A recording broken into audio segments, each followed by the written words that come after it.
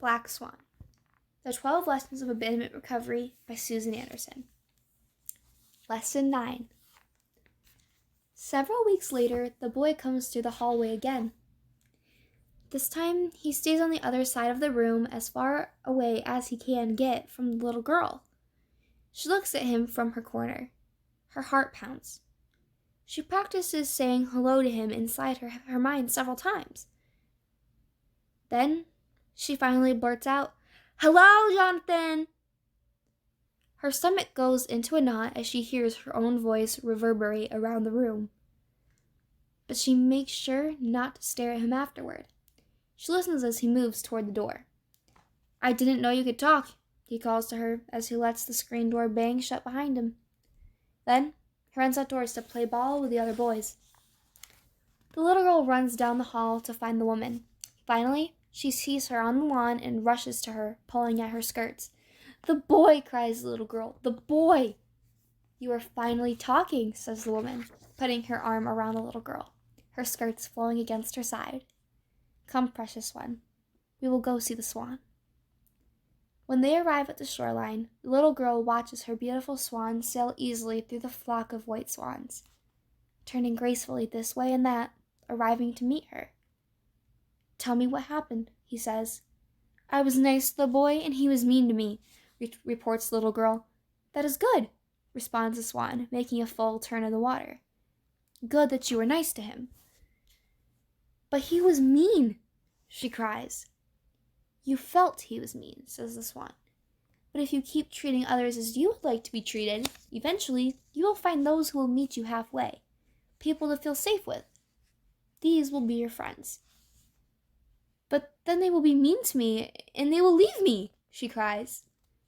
"People have their own life situations and problems and imperfections, just as you do, Amanda. They can only be who they are, and sometimes it may not be what you want. But if I am nice to them, they should be nice to me," she insists.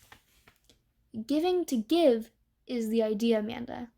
Giving to get doesn't work. "But I want people to like me." "Then you must like them." "But it hurts if I am nice to someone and they are mean to me." It is true that using the golden rule leaves you very open with people. To help protect yourself, you will need to bring the power of love into it. "How do I do that?" asks the little girl. "They make me so mad and upset." "You are already learning the way of love, the love that you create within." "But I hardly have any," sighs the little girl, pressing her hands upon her heart. "And what am I supposed to do with it? The others are cold and not my friends." "You can bring your idea of love to them."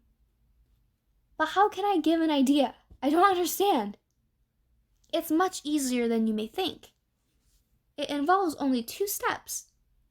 When you're with someone, you must create the idea of love within yourself. Then, just get into the moment with the other person. That's all you do."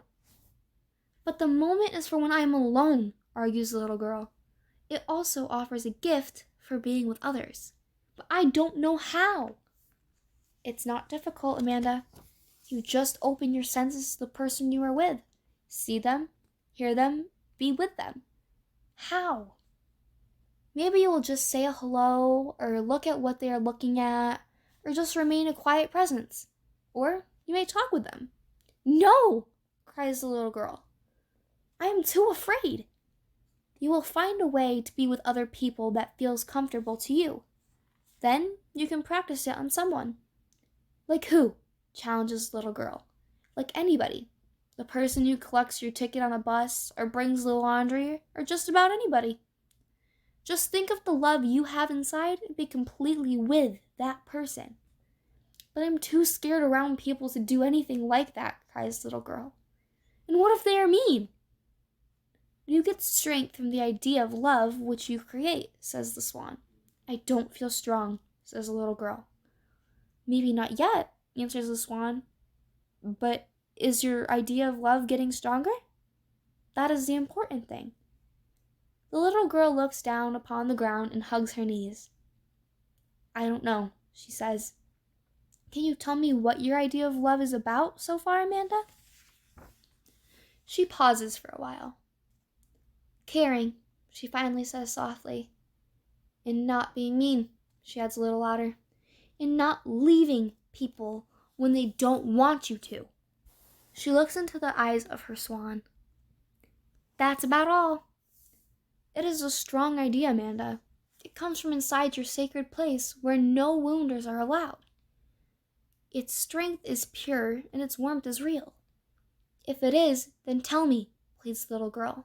She takes the woman's hand in hers and presses the other against her heart. "Tell me what happened to your mate. You said you would if I could get love." The swan looks at the little girl. "You are right, Amanda. I feel the warmth of your caring all the way out in the water," says the swan. "So, I will tell you my story." He makes a complete circle in the water, lifts his head, and begins. "When my mate left me, it was for another." "Oh," she sighs, now with both hands upon her heart. "Oh, how sad." A magnificent swan emerged one day from the distance, looming above me. He began to dance across the water. He had the greatest wingspan and raced fiercer than the wind. His skidding and screeching aroused great attention. When his mating dance was over, my mate left with him. "What did you do?" "I was left broken and shamed, forced to escape with my life." "Is that when you came here?" asked the little girl. "Yes, Amanda. When I first arrived in these distant waters, I tried to seek refuge among the white swans, but their squawking disturbed me, and I cowered at their displays of scorn. I swam out to the deepest waters and faced my separateness. Out there alone, I realized how powerful was this force of love. Not in what it had taken from me, but in what it had given.